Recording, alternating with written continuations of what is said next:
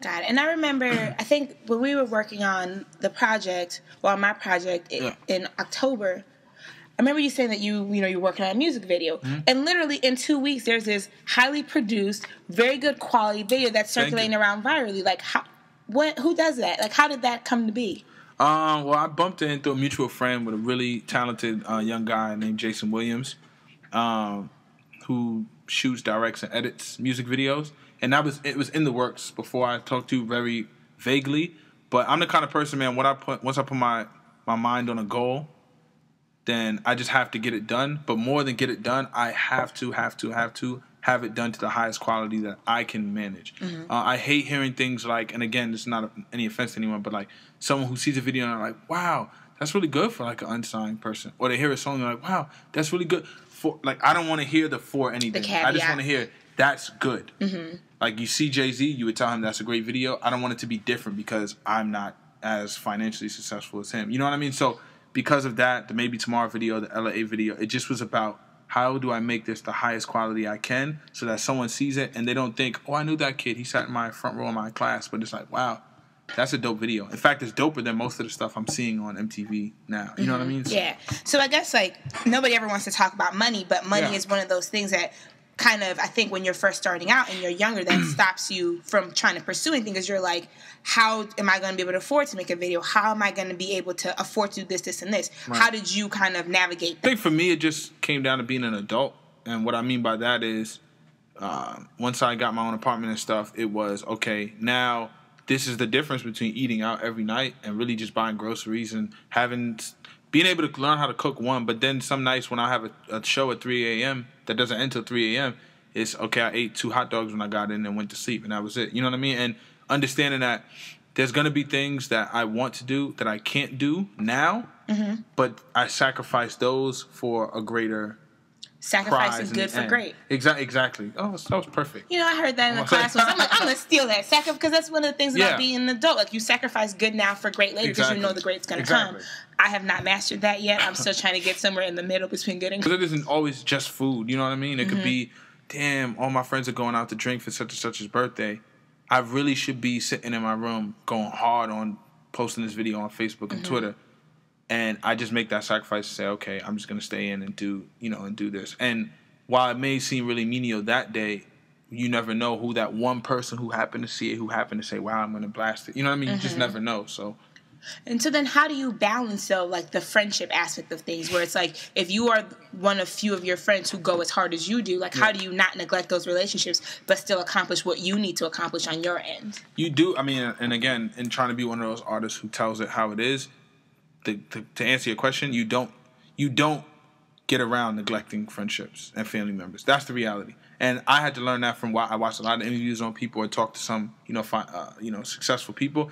And a lot of them will tell you straight up, like, I went years without talking to not years literally, but years without really talking to my parents or really talking to my siblings or really, friends being mad at me because I didn't buy them anything for their birthday or girlfriends or boyfriends being mad because we couldn't go out to eat at restaurants. And all of that, you kind of have to just walk around with as a burden on your shoulder, knowing that once I get to the place I want to be, I will make all of these relationships okay. And some people would disagree with that. Some people would say, but it's time. You can't buy back time and stuff. And again, I'm still a growing person, but as of right now, I feel like you can. You can't buy back time. You can't buy time. Because once they get that Rolls Royce, they'll be like, oh, what birthday? Exactly. Like my grandmother might be mad now, but, Get her house. Yeah, she'll be all right. That's how I see it. And then in starting out, so did you have family that was in the music business? Do you have people who are successful within the music industry?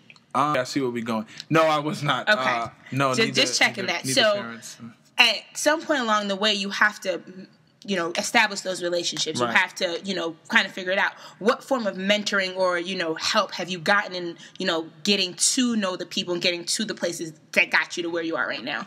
I would say a lot of my mentoring came from things that had nothing to do with music, if that makes any sense. So the most important thing with music outside of the actual creative aspect is being able to have the gift of gab.